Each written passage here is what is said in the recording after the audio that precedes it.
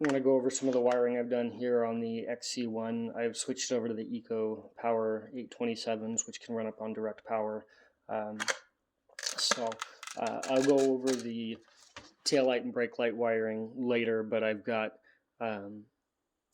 these red lights, which will be on for tail lights, and then brighten up for brake light, and then when you put it in reverse, the white lights come on there. So that's a little addition I've done, but I'll do that in a different video here. This here, I've made this little harness here, which puts everything up for the servos up at direct power off the battery instead of going through the ESC.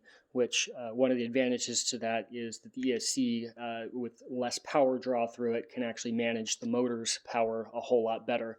So as weird as it is, removing the servos from the ESC here will actually make the motor stronger and more accurate. Random, but does. So what I've done is over to this balance connector here, I've built a little jumper here that plugs into the stock heat board here, and then runs over to the servos here, and then the white wire here is the only thing going back into the ESC. There is no other wires, so I've only got the white wire for the front servo and the white wire for the back servo going into the ESC here.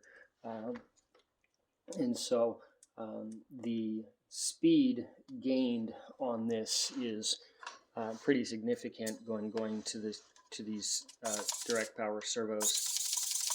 Super fast, especially with these weight. These wheels here are 65 grams a piece, plus I got all the weights on the axles and everything too. So it is a lot of weight to be moving around, and it does them really quickly.